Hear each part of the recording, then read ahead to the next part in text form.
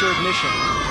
And liftoff. I think it's really cool, like their mission, especially going to the other side of the moon that like no one's ever been on. Meet Reese Cooper. She was one of several students at Denali Montessori who stayed after school to watch NASA's Artemis II mission blast off toward the moon. It's really fun, like to see everybody else's reaction, and to actually have all the snacks. I don't have eyes on it. I was born and raised here, so being able to give back to the community that I grew up in it's awesome. Jake Harris was one of 20 Anchorage firefighters who completed an 80-hour hazmat technician certification course this week. That's how we learn as firefighters. I feel like we're all tactile learners, and if we were able to put our hands on things, that's how we learn better. Doesn't my green card say I live in America? It seems like I'm living in Russia. Stephen Bragington lives on Wright Street in Anchorage. He says crews showed up Monday morning to cut down a tree on the property he lives at Chugach Electric's orders. Just don't come marching into somebody's property. You know, how about I go to the owner of that company with a couple of chainsaws and just sting me now, I'm just going to take some trees down, mate, okay? While residents say they were caught off guard, Chugach Electric says this type of tree clearing is necessary to keep power lines safe and protect the public. Trees are one of the leading causes of power outages. When those trees touch a power line, they often trigger outages, especially in a major storm.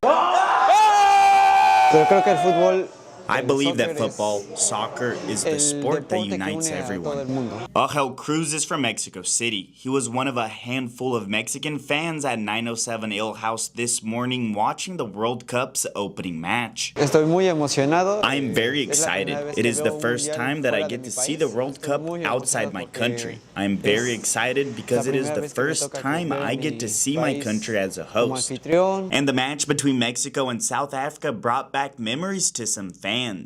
The two teams also faced each other in the opening match of the 2010 World Cup, and Hugo Pichardo says he was there. I'm lucky to step right here, come in to see the same game that I watched in 2010, and as soon as I just get in, boom, I score.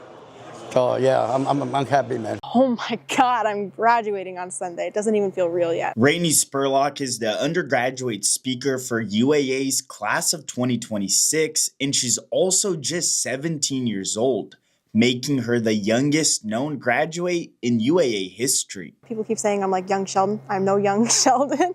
I am just a normal teenager who believed in myself. I had an amazing support system, and I really want other people to feel empowered to go and achieve what I did. And Rainey didn't do it alone. She made sure to bring her grandmother, Brenda Spurlock, along with her. I mean, she's made me have to be stronger and more confident and brave. Rainey has made me brave. That's the key. Rainey has made me brave. Both Brenda and Rainey are graduating with a bachelor's in communications. The more you learn about plants, the more like alien they seem in the ways that they interact with their environment. And it's also a good reminder to not be so centered in our own realities, our own doings, and ourselves. Meet Will Kreiner. He is the garden and facilities manager at the Alaska Botanical Garden. I have been working in horticulture for 20 years or so, and I really enjoy it. And despite Alaska's harsh climate, the garden stays open year-round. There's definitely some more intensity to gardening, and there's some challenges around that. Matt Kroll is currently the Director of Operations for the Chico Salvation Army's Adult Rehabilitation Program, also known as ARP. It's hard to imagine it by looking at him now, but at one point his life was very different. I spent years in active addiction. I was arrested in 2016. Kroll joined the Salvation Army's ARP program back in 2019, right after being released from jail. When I first got here, I had nothing going on in life. I wasn't sure what direction things were headed. I just knew that I needed to try to do something different, and this place offered all the right tools to be successful. Now a changed man, he helps others fight the demons he once overcame. The biggest blessing part of this journey for myself is getting to be a part of not only my recovery, but to get to be a part of everybody else here's journey and watch them grow and become successful as well. I I think the pressure, it just motivates me to be better and just be able to play to my best abilities and just glorify God in everything I do. Meet Keely Kronberger. She is a senior at Mountain City Christian Academy, and on Saturday she played the last basketball game of her high school career, winning her second state championship. I'm ending on a big W, so I'm just so excited that me and my teammates get to experience this together, and this is my last experience as a high school basketball player. The showdown, which ended 55-45 in Mountain City's favor, marked the school's third 4A girls basketball championship and 10th overall, something head coach Lonnie Ridgway says is only possible because of the team's work ethic. The relentlessness and the mentality of our girls is go, go, go, go, go. It's amazing. Coach Ridgway tells me he went into the final never having won a state championship before, but he says the fact they had a much smaller roster than their opponents can teach a lesson that goes beyond the sport. The size, it really doesn't matter, right? The amount of numbers, they're just statistics, like all those things, it doesn't matter. What really matters is the heart of the person behind it, and the heart of the team, and the heart of the culture. You want the kids to be enthusiastic and excited. There's nothing more exciting than seeing kids interested about their learning. And while Alaska is commonly known as the last frontier, today we were reminded that there are still many more frontiers left to explore. And for some of the students in this classroom, that next frontier may one day include them. But NASA, if you're listening, just remember to count Miss Cooper out of this one. I wouldn't want to leave my family or any of my friends. Like, what if you don't come back?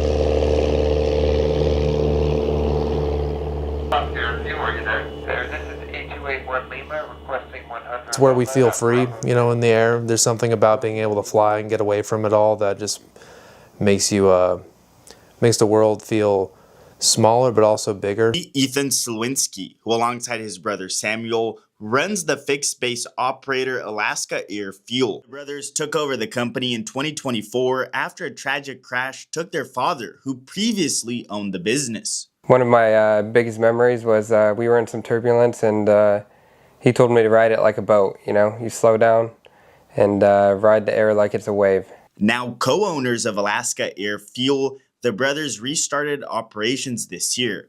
Right now, they are only working out of the Wasilla Municipal Airport, but their goal is to one day return to delivering fuel to remote parts of the state. Selling fuel is a great passion of ours. We enjoy it. We love selling fuel on the ground, and we would love to sell fuel in the air again. And due to current events, the price of aviation fuel has been fluctuating a lot. Something that the brothers here at Alaska Air Fuel tell me has been impacting their business. You know, whether it's avgas or Jet A, prices have gone up at least over $1 just in the last month. I remember walking out and seeing on the stationary pump here at the field that it was raised $1 overnight, and that really just it made me feel sick to my stomach. We don't have Mardi Gras here. We don't need it. We have Ferranti. This is Jaime Jurado. He is the general manager of the 49th States Brewing Production Facility, the official brewery of Ferranti for the first time. With that comes the opportunity to touch people's lives and the responsibility to show it and share it with as many people as we can. Community. Construction is set to start on April 25th. For those involved, it's a special moment because the project has been in the works for more than 15 years. This is it. We're there, we're moving forward. I know that there is an end point for this. Alleluia, alleluia, alleluia. It's very powerful to find a place where you know things have gone unchanged for 2,000 years, that it is the same faith, it is the same liturgy, it is the same worship, it is the same prayers, it is the same community that was established by Christ and has continued until today. This is Noah Jeremias, a convert to the Greek Orthodox Church. The life that an Orthodox Christian leads has really helped me and my family grow, not just spiritually, but in the way we relate to others. Noah Jeremias is part of the Holy Transfiguration Church of Alaska, the only Greek Orthodox parish in the state, a church that, according to its priest, Father Vasily Hillhouse, has seen more people walking through its doors lately. We've seen about a 40% growth, both in terms of official numbers and engagement since COVID. But nationwide, the trend is moving the opposite direction. According to a recent Gallup poll, 57% of Americans say they rarely or never attend religious services, and 28% say religion is not very important in their lives, the highest level ever recorded in Gallup's trend. I think many people are turned off from religion because religion's been used as a weapon. It's been used to justify some horrible things. So I think religion has a bad name. Hillhouse says that despite the numbers, he believes many people are still searching for something deeper. But I do believe that faith is faith, and I think a lot of people still have faith in something. They just might not be able to articulate it. And for some in Anchorage, that search has led them to the Orthodox Church. Nathan Espindula. My son's like, Dad, this is the only place I've ever lived. I love my bedroom. Right? I love my house. Cliff Whited has lived at the mobile home park near Arctic and Benson for 17 years. Now, after nearly 2 decades, him and his neighbors are being forced to leave. Well, the bad part is I've got an investment here, and there's nowhere to take it. I mean, I could maybe take it to the Valley or Palmer, right, if I could, pull something like that off. But reality is I work in Anchorage. My son goes to school right over here down the street. So it's really unfeasible. It's an entire change of life. It's just very unexpected and weird. Like, I know Redding gets a lot of rain, but this was very unexpected and very crazy. Lynette Peacock is a manager at the Salvation Army thrift store on West Side Road in Redding. She told me employees arrived at work today to an unexpected sight, flooding inside the store. Yesterday I drove down because I live close to check on the store, and when I looked through the front windows I thought we were set and everything was beautiful, and then coming in today I was shocked. It's just honestly unbelievable that we're here right now. Corey Deering is the head coach of the Eek basketball team, a team competing in the Alaska School Activities Association's March Madness tournament for the first time in history. They knew that was the goal, and so they worked hard at practice, they competed hard during the games, and they ultimately won. And Deering came to Eek all the way from Kentucky. In Kentucky, basketball is a big thing. Kentucky basketball, Rupp Arena, right? So growing up. It's been an incredible experience to get firsthand, boots on the ground perspective as to what life is like in one of the U.S. Arctic communities, and just seeing and meeting with the amazing people and community members here. It's been a pretty tremendous experience. This weekend, leaders from around the world traveled to Kotzebue, a remote community in northwest Alaska, for the Arctic Encounter Summit excursion. I only knew Alaska from the Arctic perspective and Arctic policy. But it's been quite enriching to come here and actually see, the frozen sea, how people live, and it's been quite impressive also to spend time with the people of Alaska. The group spent Saturday immersed in the community, taking part in traditional activities like ice fishing, along with everyday modes of traveling like snow machines. Some even hit the dance floor with the Alaska Native group, the Northern Lights Dancers.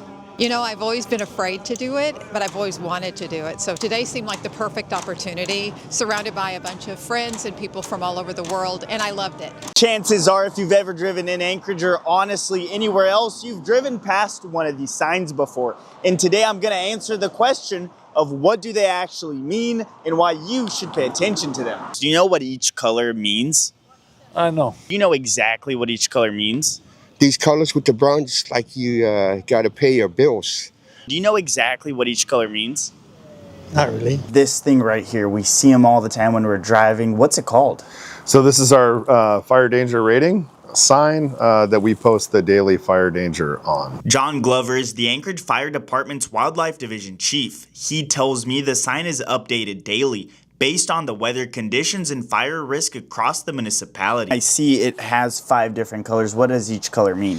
So just like is depicted here, low is green, blue is moderate, yellow is high, orange is very high, and red is extreme. Glover says the rating dictates things like what types of fires are allowed that day. So depending on the daily fire danger rating, it tells the homeowner what they can and can't do as far as burning, recreational burning, warming fires, and so on and so forth. I've heard about these statistics and stuff, but I think that Chico maybe isn't suffering in that same way. My friends and I, we go out in downtown, and there's people to see. There's an active nightlife here. Isabella Fredericks has worked at the Golden Beaver Distillery Stillhouse since 2024. She believes that despite the drop in alcohol consumption nationwide, the industry is not finished.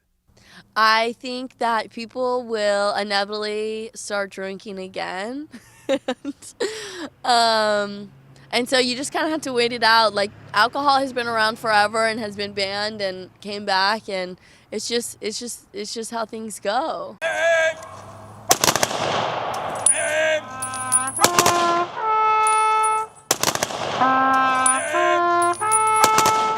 You carry the torch of freedom, and it's only one generation away from somebody forgetting what it costs to be free.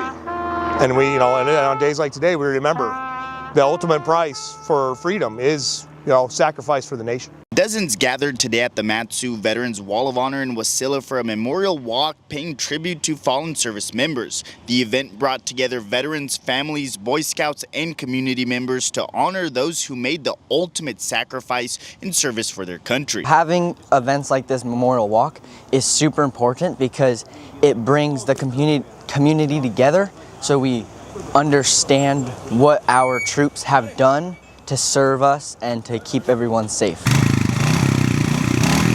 It's a lifestyle. Those motorcycles mean a lot to me. John Fry is a riding coach at the Abate of Anchorage Training Center, and this Monday he came to work and found half of the nonprofit's training fleet had been stolen. They're stealing from the community as far as a nonprofit organization. However, there is some encouraging news. Bonnie Welsh, the rider education director for Abate, says she was relieved to learn 3 of the 8 stolen motorcycles have been recovered. I was freaking out. I was excited. I was relieved. I still felt sick to my stomach, but I was very excited to get 3 of the motorcycles back. My name is Clay Edwin from the Tanana tribe, playing for Hawk Construction. And we're representing our communities and who we are as human beings out here. Edwin is one of many players who are competing in the All-Alaska Native Fur Rondi basketball tournament. For him, the annual tournament is a chance to have fun playing ball and represent where he's from. It matters because we don't get to play basketball as much in Alaska due to the harsh weather storms. Clay Edwin tells me he's competed in this very tournament over 15 times, but despite the many baskets he's made on this very court, just like this one right here, he tells me he hasn't lost sight of the importance this tournament has to his community. You see other villages and community members coming together, playing as a team. It's just awesome, and it means everything to me.